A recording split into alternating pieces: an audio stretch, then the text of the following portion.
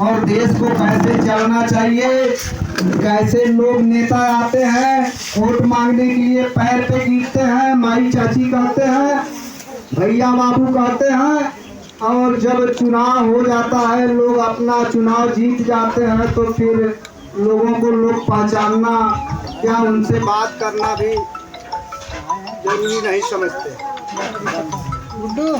दर पे दर गर्त में चलती जाएगी और शिक्षा ही आदमी को महान बनाता है और शिक्षा ही आदमी का विकास कराता है।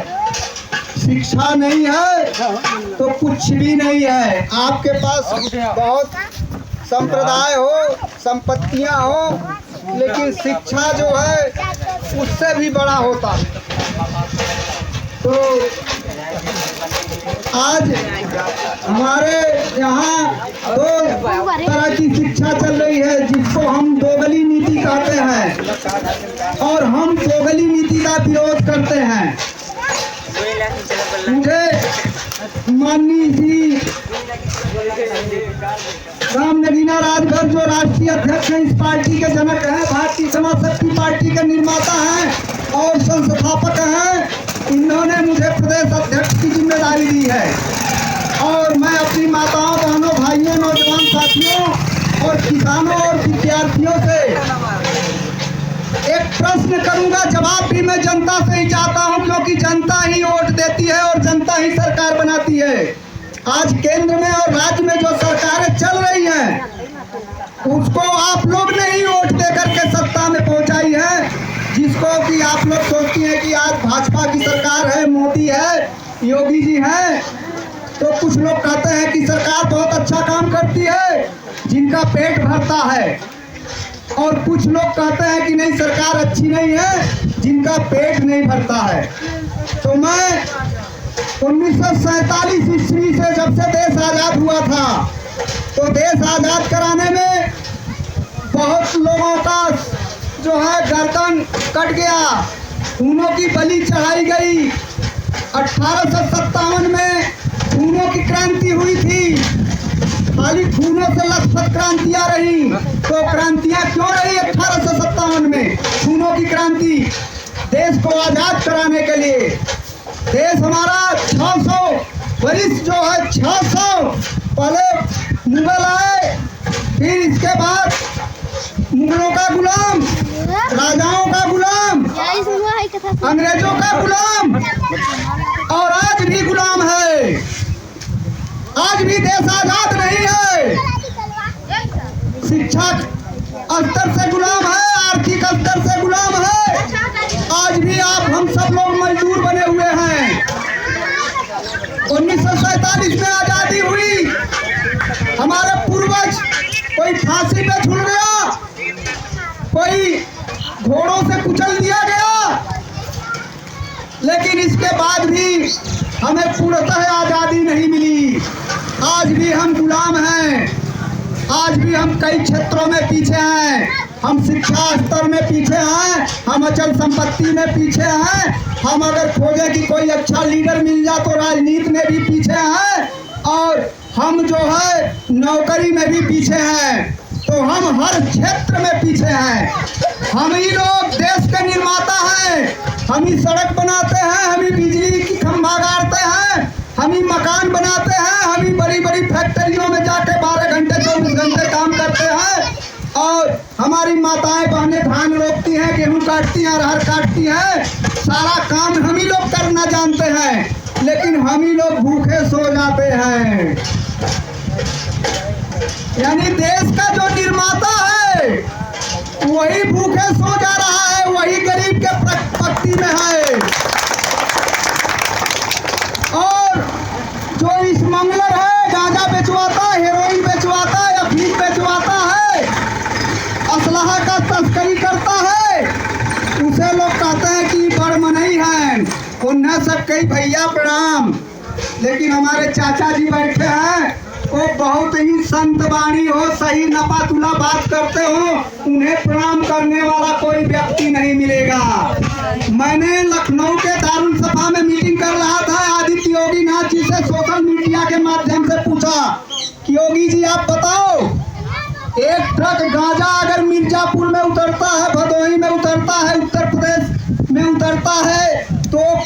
उतरवाता है? क्या हमारे क्षेत्र के मजदूर भैया लोग उतरवाते हैं कि हमारी माताएं बहनें उतरवाती हैं? और तो प्रशासन और शासन और प्रशासन गांजा बेचवाता है, शासन और प्रशासन हीरोइन बेचवाता है, अफीम बेचवाता है, और पीता कौन है? यही हमारे लोग पीते हैं। और मैं अपने लोगों से पूछता हूँ कि गांजा पीते हो, शराब पीते हो, हीरोइन पीते हो, तो इससे कौन सी विटामिन मिलती है भैया? दूध पीते हो तो मैं जानता हूँ कि हाँ उससे विटामिन मिल रही, उससे हीमोग्लोबिन बढ़ रहा है, लेकिन ये साजिश है। हर गांव में दलाल हैं और हर पार्टी में दलाल हैं। मैं क्या बोला? हर गांव में दलाल हैं, हर पार्टी में दलाल हैं, और देश दलालों के चंगुल में फंसा हुआ है। देश दलालों के हाथों में चला गया है। जिस तरह से आपके क्षेत्र में जमीन की प्लॉटिंग होती है, जमीन आपकी, दलाली कमाने वाला कोई और, उसी तरह से मेरा देश चलता है। आप सोचती हैं कि मोदी जी प्रधानमंत्री हैं, योगी जी मुख्यमंत्री हैं, लेकिन वो चौकीदार हैं। मोदी जी खुद कहते हैं कि मैं चौकीदार हूं। इससे ही पता चलता है कि चौकीदार का मालिक कोई और है। तो यह देश माफियाओं से, गुंडों से, मवालियों से, शराबियों से, हीरोइन बाजों से, स्मगलरों से भरा हुआ है। आज कोई नेता अगर अच्छी बात पे आवाज उठाएगा तो कल उसे गोली से मरवा दिया जाएगा। और मैंने बहुत अध्ययन किया, किताबें पढ़ा, जितने अच्छे अच्छे जो है लेखक आए उनको मरवा दिया गया। चाहे कबीरदास जी हुए, चाहे ज्योतिबा फूले हो, चाहे आपके कालिदास जी हो, चाहे जो भी कवि हो, उन्होंने समाज में उत्थान के लिए प्रकाश डाला। किसी ने यह नहीं कहा कि आप जो है धर्म की लड़ाई लड़ो, जात की लड़ाई लड़ो। और मैंने अध्ययन किया कि हमारे देश में अगर जातीयता खत्म हो जाए तो आधा प्रॉब्लम अपने आप खत्म हो जाएगी। जो ये छोटी और बड़ी कास्ट की बात होती है, जो नीच की बात होती है कि तुम चमार हो, तुम मुसहर हो, हम ब्राह्मण हैं, हम ठाकुर हैं, अगर ये जातीयता खत्म हो जाए तो आधी समस्या हमारे देश की अपने आप ही खत्म हो जाएगी।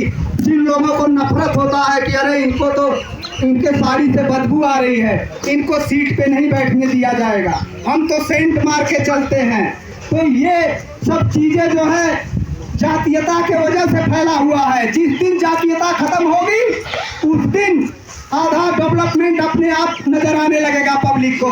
और पब्लिक के अंदर ताकत है। योगी मोदी जी के पास ताकत नहीं है, तरीपार जो है अमित शाह के पास ताकत नहीं है। डॉक्टर बाबा भीमराव अंबेडकर जी ने अकेले संघर्ष किया था। एक वोट आप लोगों को राजा बनने के लिए दिया गया था। एक वोट की कीमत आज मैं बता के जाऊंगा रामपुरा तरी वालों के लोगों को। और रात में आप लोग आकलन करना कि दशरथ पटेल जी भारतीय समाजवादी पार्टी के प्रदेश अध्यक्ष जी ने वोट का कीमत बताया, क्या वास्तव में ये वोट की कीमत होती है? और वोटों का मैं बात बता दूं, माई शांत रहिएगा, चाची शांत रहिएगा। मैं लेक्चर बहुत देता हूं, लेक्चर के माध्यम से मैं कुरीतियों पे प्रभाव डालता हूं और मैं उत्थान के विषय में बात करता हूं। मैं दहेज प्रथा का विरोधी हूं, मैं जातीयता का विरोधी हूं, मैं गांजा हीरोइन शराब का विरोधी हूं,